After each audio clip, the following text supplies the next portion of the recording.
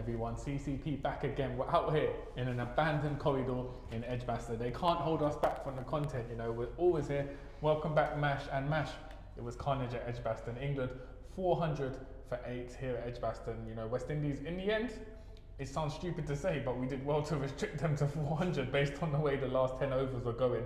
Give us your thoughts. How did things go today? Yeah, I think you're right, to be honest. I think at one point, I think we were talking about, is this going to be, we said 350 minimum, then we said 370 minimum, and then I think with about 5 to go, it looked like 420. Yeah. And we started talking about that record against South Africa when Villiers and Cole made 439. It was like, sugar, are they actually going to beat this record? Jacob Beffel at one point was just hitting it everywhere, all over the park. And I'm going to just get off my chest.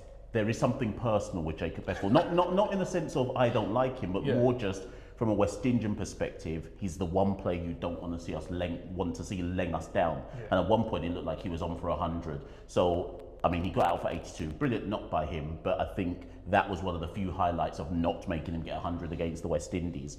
But other than that, it was utter carnage.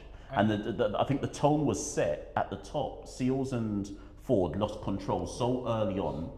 And when you look back at it now from that first 10 when they reached 90, you were always going to struggle to bring the game back after that. Yeah, and I think it's very telling. No one from England scored a century, and they posted 400, which kind of shows we weren't clinical enough. We let batters get settled in, and then we only took the wicket once they'd kind of let loose a bit, go through there. As you said, Beffel 82 or 53 to stand out. But also, if you're looking at Harry Brook 58 or 45, Ben Duckett top of the order 60 or 48, we never really managed to take a cluster of wickets. And Jayden Seales essentially saved our skin. 4 wickets there, and he really led from the line. Alzarri Joseph with 2 wickets. But other than that, as you said, Mash, Matthew Ford very disappointing with the new ball, and Alzarri Joseph again came in here and there, but Roston Chase 6 for 41 came in. Justin Graves with 2 wickets. It was a very mediocre bowling attack. It wasn't something which you'd expect at international quality, and it felt like after about 30 overs our confidence had dropped. We saw it in the body language from there, and it just felt really ominous from there. We've seen it time and time again over the last 10 years, Mash, in white ball cricket, where we kind of lose composure, let the runs flow, and body language drops very quickly. I did mention Roston Chase there. Shout out to Roston Chase though. He did do 2 amazing catches. The last one running back was one of the all-time greats here. So Roston Chase fan loss is inevitable, but overall, Mash, it's going to be very, very difficult for West Indies to chase this. And do you think, we talked about Justin Graves being likely to open now, do you think that changes? I mean, okay, so I've just sent a message to people saying if they want to just bat out the 50 overs and I guess get to like 320, lose by 80 runs, but just make sure they see out the 50 overs, then you open with King and Graves and you say, yeah, go for it, but just go for it as you normally would go for it. If you're trying to really go for it, I think you do send Jewel. I think you send the youngster out into the Lions' den and say, of our top 7, you are the most explosive batter. And I think that there is no one else. Look at the top 7, right? So King, Carty, Hope, Graves, Chase, Jangu, Jewel. Of that 7, Jewel is the one.